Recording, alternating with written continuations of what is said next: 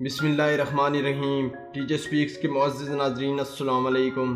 ناظرین محترم، قدرت نے اس کائنات میں مختلف رنگوں اور مختلف قسموں کی مخلوقات پیدا کی ہے۔ کچھ ایسے جانور بھی ہیں جن کو انسان ابھی تک نہ جان سکا ہے اور نہ ہی پہچان۔ اس طرح خلائی مخلوق کو ایلین کے نام سے پکارتے ہیں، جن کے بارے میں قیاس آرائیاں جاری ہیں۔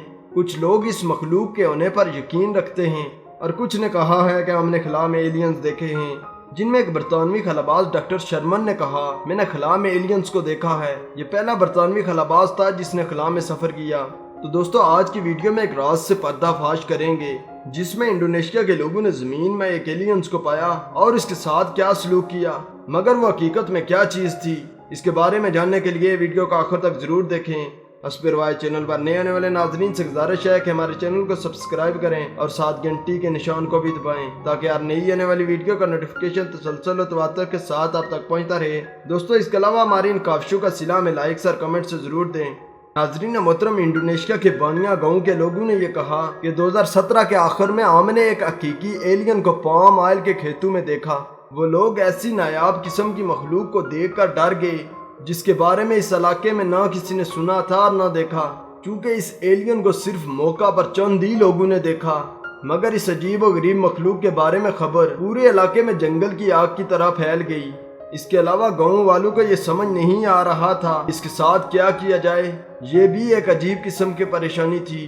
یہ جانور دیکھنے میں کمزور اور ڈراؤنا لگ رہا تھا اور ہو سکتا تھا کہ اس کو کچھ کھائے پیے کئی دن گزر گئے تھے۔ جب گاؤں والوں کو کوئی مدد نظر نہ آئی تو انہوں نے اس پر حملہ کر دیا۔ ارمن ٹوٹو نے کہا، ہم خوفزدہ تھے۔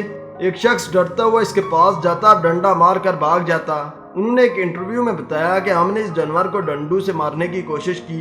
دوستو، یہ خبر مقامی وائلڈ لائف ٹیم کے پاس پہنچی تو انہوں نے آ کر اس جانور کو دیکھا اور اس کے سارے راز سے پردہ اٹھایا۔ وائلڈ لائف کے رضاکاروں نے گاؤں والوں کو بتایا کہ یہ خلائی مخلوق نہیں ہے بلکہ ایک جنگلی جانور سن بیئر ہے۔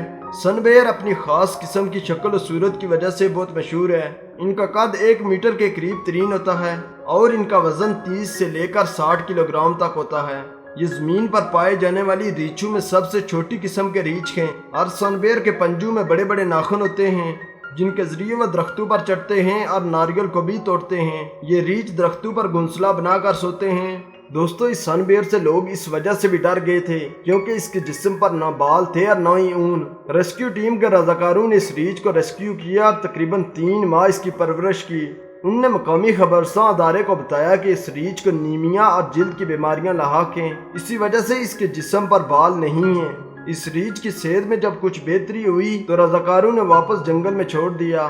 سن bear International Union of Conservation of Nature کی نظر میں ہیں، اس لیے ان کے شکار پر بھی سخت قسم کی پابندیاں ہیں۔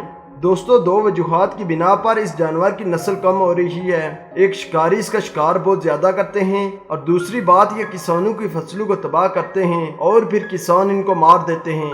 تو دوستو، اگر آپ کو ہماری یہ ویڈیو اچھی لگی ہے تو اس کو لائک کریں، اپنے دوستوں کے ساتھ شیئر کریں۔